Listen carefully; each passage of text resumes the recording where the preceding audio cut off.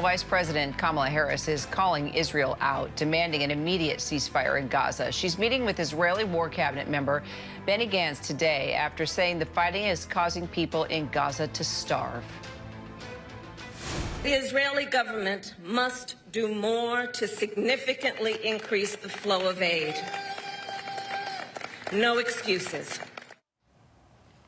And for the first time, the U.S. carried out airdrops into Gaza this weekend, delivering meals for those affected by the war. Senior White House correspondent Selena Wang and national and security analyst Mick Mulroy have more to say. Selena, let's talk about Kamala Harris. What's the deal with the VP taking a bigger role here, now out front and center, meeting with the War Cabinet?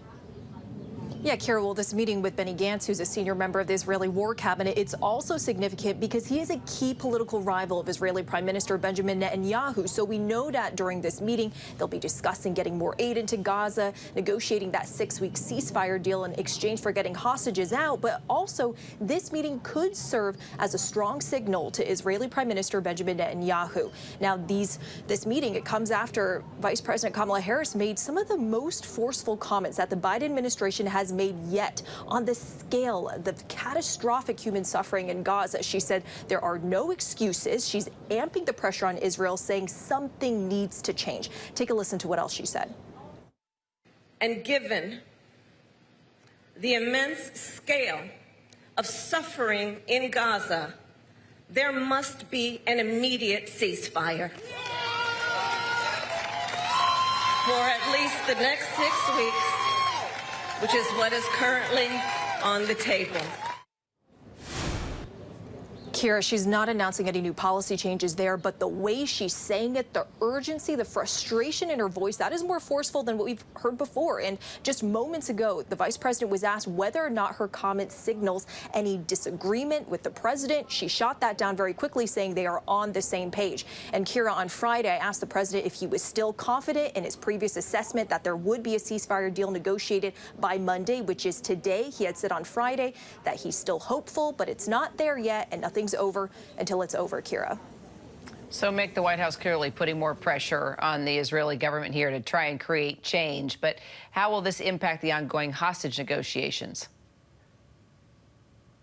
So, Kira, of course, the United States is the most important security partner to Israel. And so these public statements of really demanding much needed humanitarian aid increase into Gaza, I think does put a pressure on them to move forward, because that is, of course, part of the negotiations where they should be able to open up new corridors, potentially more airdrops, and certain which are only so effective, in maritime corridors, which could really bring large quantities in soon. I think that is what this pressure is meant to be. And of course, this ceasefire, and she mentioned it, the vice president, that it wasn't a change in policy. This ceasefire is temporary. So the negotiations, it has it as 6 weeks, which could give a lot of time to decompress the situation by bringing this aid in and bringing back this population from the brink of starvation.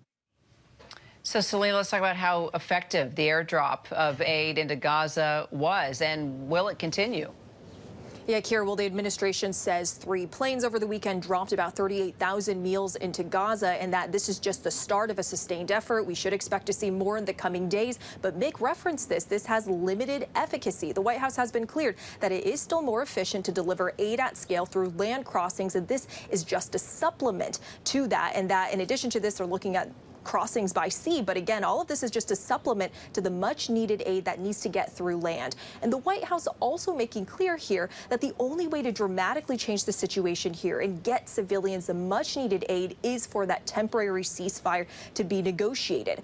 And I was speaking to an official about this who said, look, getting this aid in through airdrops is extremely difficult. It's dangerous because you've got to ensure all the safety of the people on the ground, and it's logistically challenging to make sure that it gets to the right people. So the fact that they are resorting to these airdrops, it does just show how desperate the situation is here. Selena Wang, Mick Mulroy, appreciate you both. Hi, everyone. George Stephanopoulos here. Thanks for checking out the ABC News YouTube channel. If you'd like to get more videos, show highlights, and watch live event coverage, click on the right over here to subscribe to our channel. And don't forget to download the ABC News app for breaking news alerts. Thanks for watching.